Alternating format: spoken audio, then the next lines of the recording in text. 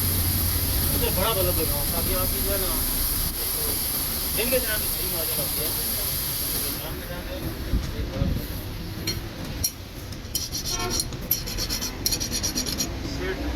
आगे ये आएगा